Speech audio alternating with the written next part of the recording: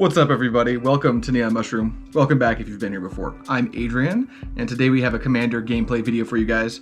4 decks, obviously. 2 of them you've seen before, at least once, and 2 of them you haven't seen before. In addition to that, we've got a new player, goes by the name of Mr. Shavers. He's going to be appearing on this channel more in the future. He's a good friend of mine outside of the channel in the greater world of Magic, so I'm super pumped to have him on this channel. That said, let's go ahead and jump into what decks everyone's going to be playing, as well as some opening hands.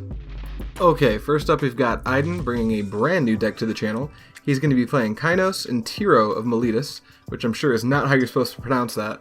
He's keeping a 6-card hand with Arid Mesa, Mountain, Island, Spectral Searchlight, Wrath of God, Giapir Orrery, and he has to ship a copy of Insurrection to the bottom of his library per the London Mulligan. Next up we have Guy bringing back his Mogis God of Slaughter deck. He also keeps a 6-card hand, shipping a Swamp to the bottom of his library, and keeping Waste Not, Torment of Hellfire, Mana Confluence, Bloodstained Mire, Ancient Tomb, and a Swamp. And then I'll be playing Grimgrin Corpse Born. I'll be keeping a 7-card hand, including Diabolic Intent, Victimize, Gravespawn Sovereign, Arcane Signet, Talisman of Dominance, an Island, and an Unholy Grotto. And then last but certainly not least, we have a new person to the channel. His name is Chris Shavers. He keeps a 7-card hand. He's playing a Sharuum the Hegemon deck, and he keeps Spellskite, Swiftfoot Boots, Island, Castle Locktwain, Temple of Silence, Dimir Guildgate, and Floodplain. Guy's won the die roll, so he's going to lead on Swamp, passing the turn over to me. I'm going to play Unholy Grotto, and that'll be it for my turn, so I'll ship it over to Chris.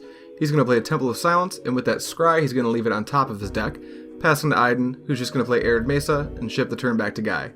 Guy will draw his card, he'll play Command Tower, then I'll tap 2 to play a Waste Not. After that, I'll pass the turn to me, I'll draw my card, drop an Island, then I'm going to go ahead and tap out, and I'm going to play an Arcane Signet, passing right back over to Chris. Chris is going to play a Dimir Guildgate tapped, passing to Aiden, who's going to draw, play an Island, and then ship the turn right back over to Guy.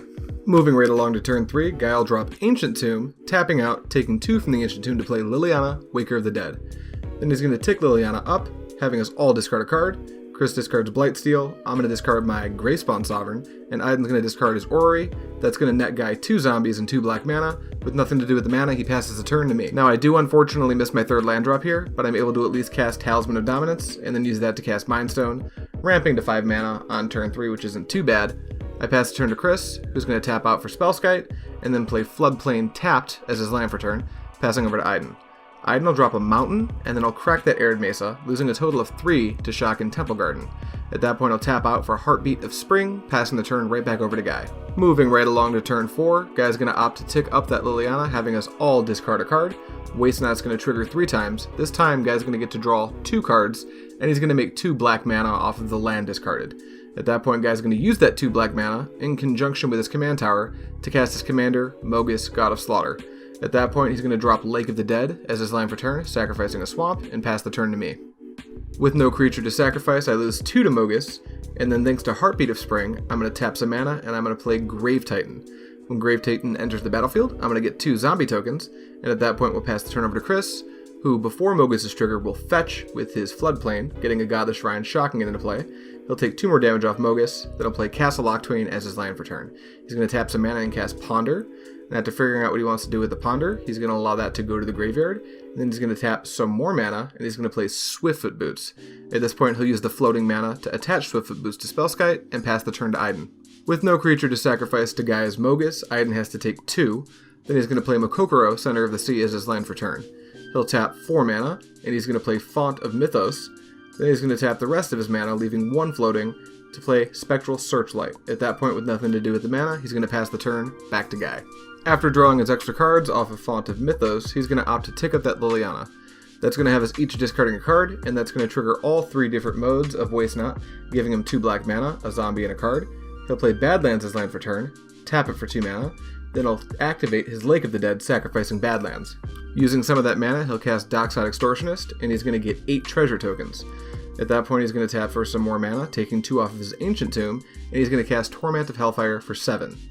Now at this point, we're all going to have to either discard, sacrifice an on-land permanent, or take 3 life, and we have to do that 7 times. I'm going to choose to sacrifice a token, discard a card, and discard another card. That's going to have me taking a grand total of 12 damage.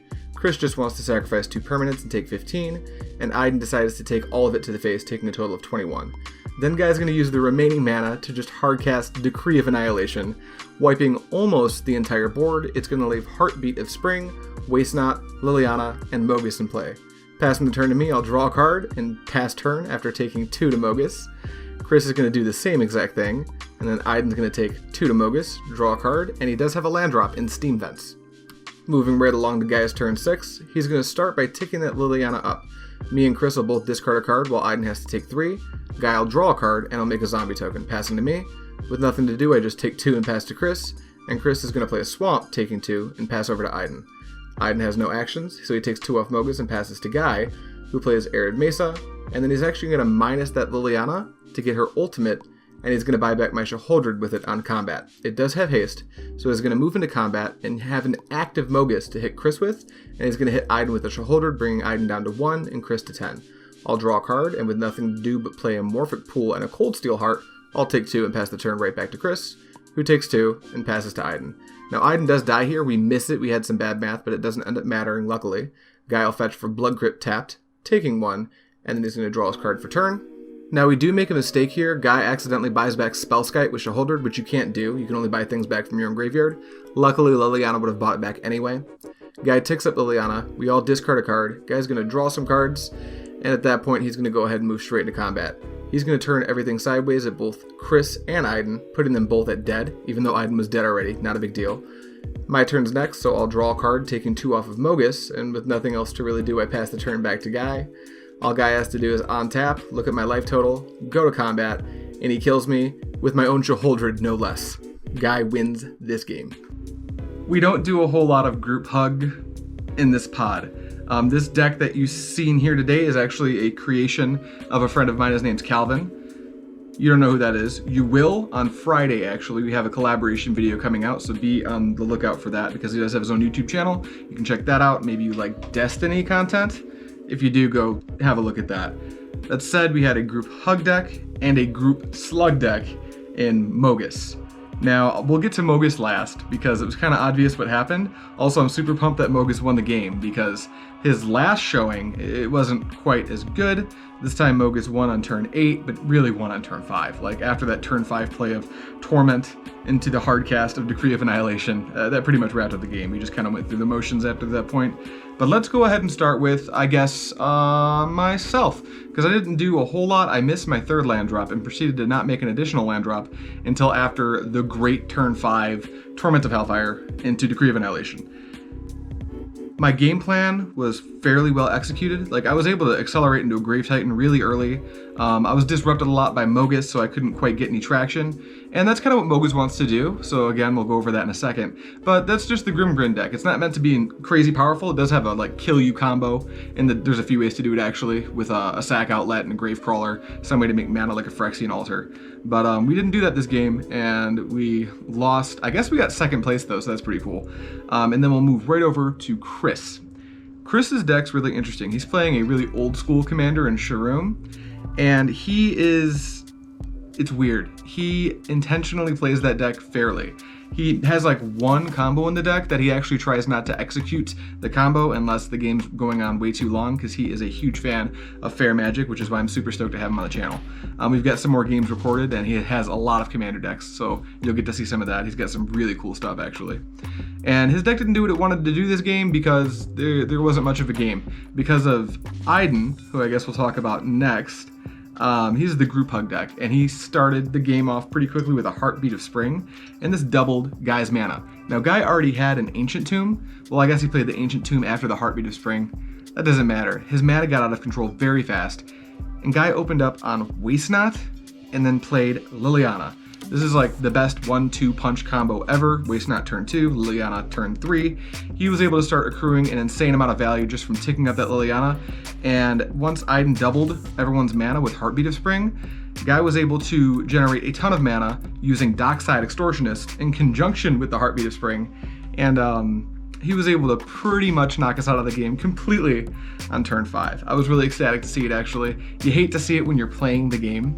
Everything just shuts down, you can't do anything. But it's really cool to see a deck like Mogis, which is kind of, it's not EDH, it's not anything close. But with the help from the group hug deck, it was able to present this like super oppressive win condition of just shutting everyone out of the game and having a Mogis, the game could have went on for another 14 turns and we all would have died to Mogis, and that's just the way it would have gone. But I was happy with the game. The game is super short. I guess that's kind of what happens when the group hug deck feeds the group slug deck, and then everyone ends up getting knocked out pretty quickly. That's all I got for you guys as far as the wrap up goes. That said, thank you guys so much for watching, and I will see you next time.